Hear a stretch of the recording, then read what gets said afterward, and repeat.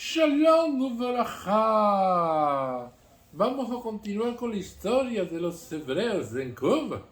Y continuamos con la Enciclopedia Judaica Castellana, las cuestiones que habla de judaísmo en Cuba.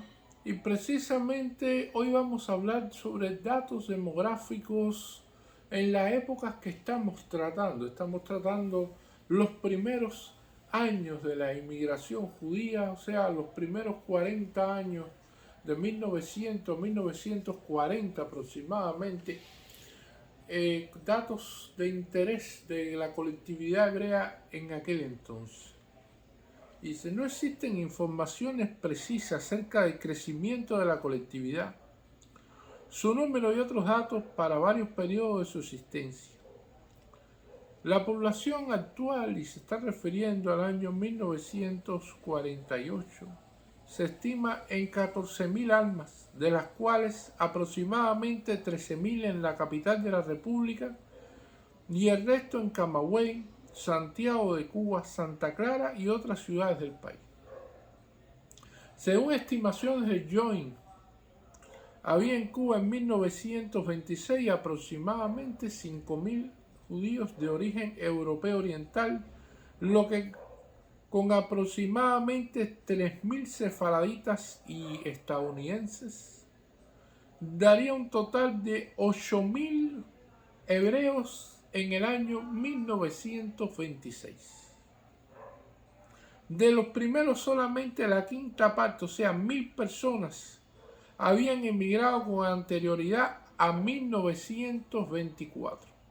O sea que 7.000 habían emigrado después de 1924, de manera que podríamos considerar la inmigración previa como esencialmente transitoria. El número de judíos residentes en Cuba fue pequeño hasta 1920. La inmigración de los años posteriores procedía principalmente de Polonia en un 60%, Rusia un 23%, Lituania un 6.3% y Rumanía un 2.9%. La mayoría de los inmigrantes eran hombres y solteros menores de 29 años en un 60%. Una lista de los matrimonios celebrados de 1924 a 1943 nos permite formarnos la idea del origen de los grupos que formaban la colectividad hebrea en Cuba en ese periodo y algunas otras características demográficas. Podemos decir que del año 1924 al año 1943, matrimonios askenazíes en Cuba fueron 909 matrimonios y sefaradíes 128, siendo un total del año 1924 a 1943 de 1.037 matrimonios en Cuba. La tabla de matrimonios contraídos según el país de origen, tenemos que en el caso de Polonia eran 546 hombres, y de Rusia 134, Lituania 41, Turquía eran 12. O sea, era la mayor parte de los matrimonios entre los años 1924 a 1943 corresponden a judíos de origen polaco. También la cifra presentada, que están tomadas de los registros de la Sociedad United Hebrew Congregation, Adat Israel de Cuba y Knesset Israel de Cuba, no se toman en cuenta los matrimonios mixtos ni los que se han celebrado únicamente ante las autoridades civiles. Son de interés para el estudio demográfico de la comunidad las cifras de defunciones según los datos del registro de defunción de los cementerios.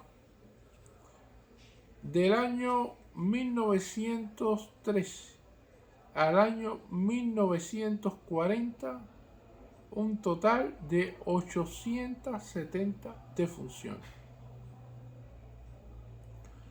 Según el país de origen de las defunciones,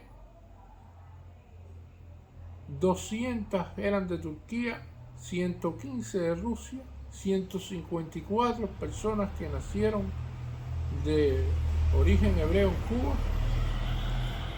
y ya los otros países que tienen en cuenta son números mucho más pequeños. Los 154 de origen cubano fueron los siguientes grupos de edades: hasta la edad de un año, 111, de 1 a 15 años, 41, y más de 15 años, 2. O sea que cuando vemos la especificidad que aparece aquí en la tabla demográfica con respecto a las defunciones entre el año 1913 y 1940, que dice 154, que son descendientes de hebreos que nacieron en Cuba, evidentemente son en su mayoría niños de menos de un año, por las distintas enfermedades que existían. Y en la tabla anterior no se tomaron en cuenta los nacidos muertos, cuyo número total de 1915 a 1940 fue de 93. En cuanto a las instituciones y agrupaciones políticas, como ya es conocido que la primera asociación hebrea se fundó con el nombre de Adonai Hebrew Congregation en La Habana en 1904 y tenía fines netamente religiosos. Algunos fijan la fecha de su fundación en 1906, año en que se adquirió el cementerio de Guanabacoa. Shevet Ajin, la sociedad sefardita, fundada en 1914, que tenía fines religiosos y también de beneficencia. La llegada de nuevos elementos de origen askenazí de los Estados Unidos dio motivo al primer esfuerzo de unificación de la colonia e iniciación de trabajos culturales. En 1916 se planteó la fundación de la YMHA, Young Men's Hebrew Association, Asociación de Hebreos Jóvenes. En 1917 la sociedad parecía haber iniciado sus trabajos sin obtener mayores éxitos. A finales de 1917 contaba con no más de 65 miembros y la dirección estaba en manos de los sefardíes. Sin embargo, logró cierta medida de acercamiento y en la celebración del armisticio de 1918 un grupo de judíos marchó en la demostración popular, siendo esta la primera vez en la historia de Cuba que los hebreos aparecieron en las calles como grupo nacional. La YMHA se disolvió en 1919 y varios de sus miembros más activos regresaron a los Estados Unidos, y la colonia judeo-estadounidense local no tenía interés en un acercamiento social ni con los sefardíes ni con la pobre inmigración askenazí del este europeo. Este separatismo indujo a David Bliss, judío nacido en Grodno, Polonia, que vivió de 1872 a 1941, a lanzar un ataque periodístico contra los componentes de la United Hebrew Congregation y contra aquellos que no deseaban ser conocidos como judíos. Publicó un artículo en la revista Bohemia número 35 del año 1918 con el título Los Shuetas Modernos, reprochándole de vivir como marranos sin que hubiese ninguna necesidad para ello. Como sionista ferviente, David Bliss tropezó también con la oposición sefardí. La colonia siria, por conducto del doctor Tiburcio Castañeda, publicó un artículo en el Diario de la Marina en el 11 de octubre de 1918, afirmando que la mayoría de los judíos no deseaba ir a Palestina y que la declaración Balfour no contenía ninguna promesa de establecer allí un Estado judío. David Bliss refutó este artículo con vehemencia en el 20 de octubre de 1918 y continuó su obra de propaganda que había de llevarle a una victoria moral significativa, David Bliss pidió para que el Senado cubano aprobara una resolución favorable a la declaración Balfour. Solicitó y obtuvo audiencia del doctor Ricardo Dols, presidente del Senado, y el doctor Cosme de la Torriente, presidente del Comité de Relaciones Exteriores del Senado. Presentó un memorándum que se discutió en el Senado el 20 de enero de 1919 y a consecuencia de esa discusión se encargó al doctor Antonio González Pérez la redacción de una resolución favorable que se aprobó por unanimidad el 30 de abril de 1919.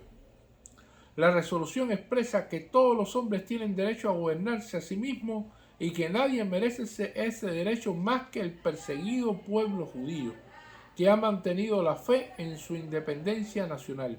El pueblo y el Senado de Cuba siguen con interés y simpatías los esfuerzos del pueblo judío en pro de su libertad y de su independencia, y confían en las promesas de autodeterminación hechas por los grandes estadistas de Europa y América. El texto de la resolución se publicó en el diario habanero El Día el 2 de mayo de 1919.